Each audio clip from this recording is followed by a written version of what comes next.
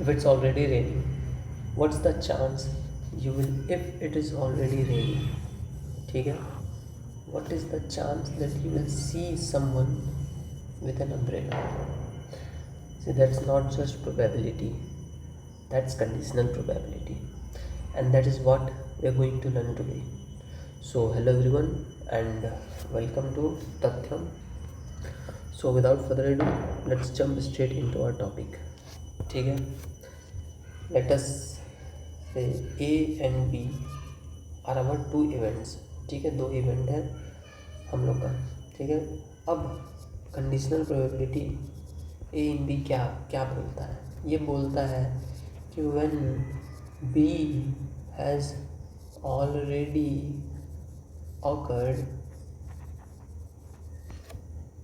what is the probability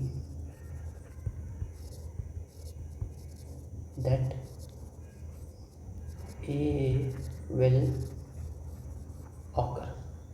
मतलब B हो चुका है, ठीक है, अब A होने का क्या प्रोबेबिलिटी है? हमको पता है B हो गया है, अब A होने का प्रोबेबिलिटी क्या है? और इसका फॉर्मूला बहुत सिंपल सा है, probability of A intersection B divided by probability of B. So I'm guessing that you know what is A union B, what is A intersection B. ठीक है, और एक चीज़ नोट करना, जब हम लिखते हैं ना P ऑफ A, इसका मतलब होता है probability of event A happening, मतलब इवेंट A होने का प्रोबेबिलिटी क्या होता है. So let's take an example, ठीक है, and understand this concept of conditional probability. Let's say हमारे पास एक डेक ऑफ 52 कार्ड्स है. अब इसमें हमें एक्सपेरिमेंट कंडक्ट किए.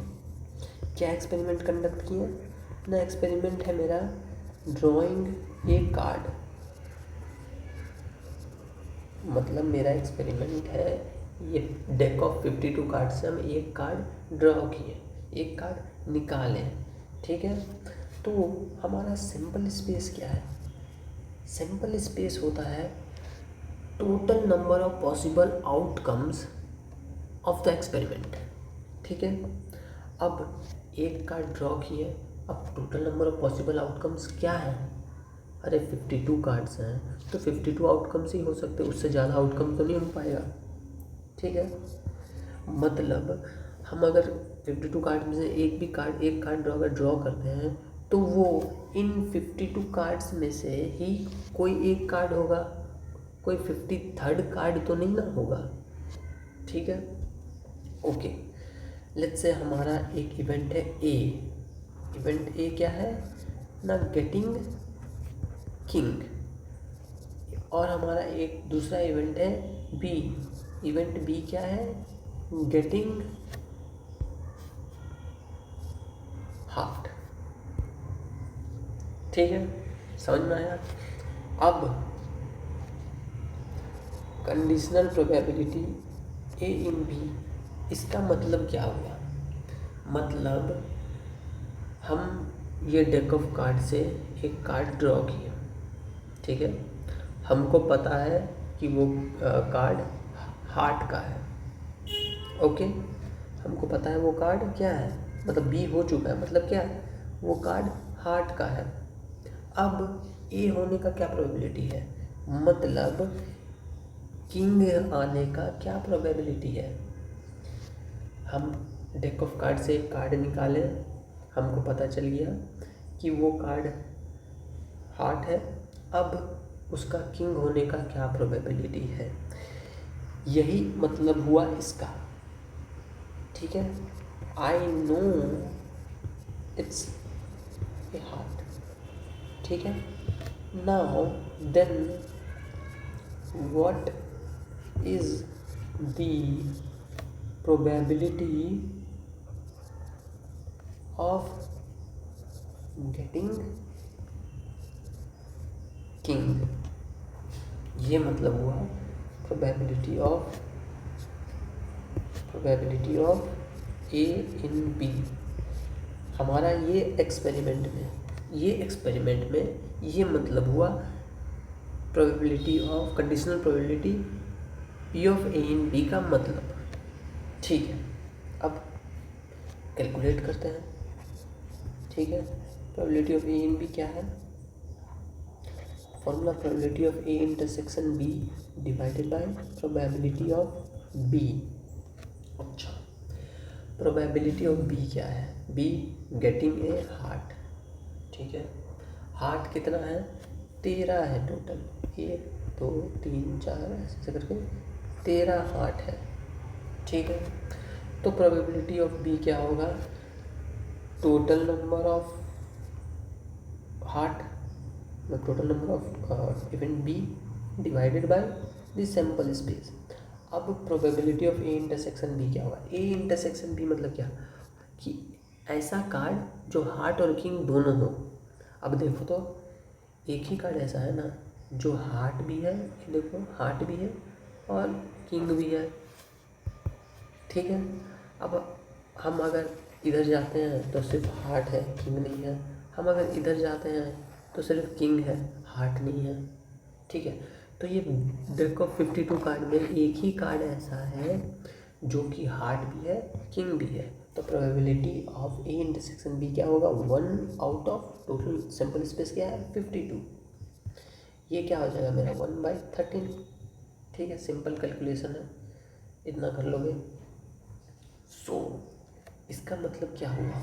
इसका मतलब हुआ कि if it is a heart, the chance of it being a king is 1 out of 30। ठीक है, ओके। अब यही एग्जाम्पल को, यही एक्सपेरिमेंट को हम वेन डायग्राम से समझते हैं। ठीक है, वेन डायग्राम, ठीक है, यही एक्सपेरिमेंट को समझते हैं। जैसे ये रेक्टेंगल हम लोग का रिप्रेजेंट करता है सैंपल स्पेस। सैंपल स्पेस क्या है? 52। सैंपल स्पेस का साइज क्या है? 52। ठीक है, ठीक है। ये जो रेड सर्कल है ये रिप्रेजेंट कर रहा है बी को, इवेंट बी को, मतलब गेटिंग ए हार्ट। कितना है? 13 हार्ट है हमारा सैंपल स्पेस में। अब ये रिप्रेजेंट कर रहा है मेरा इवेंट ए को, मतलब गेटिंग किंग। कितना किंग है? 4 किंग है, देखो 1 2 3 4। ठीक है, 4 किंग है। अब ध्यान से देखना, ठीक है। अच्छा कलर सेलेक्ट करते हैं। ये जो एरिया है ना, ये एरिया रिप्रेजेंट करता है ए इंटरसेक्शन बी। मतलब ये एरिया में ए भी है, बी भी है।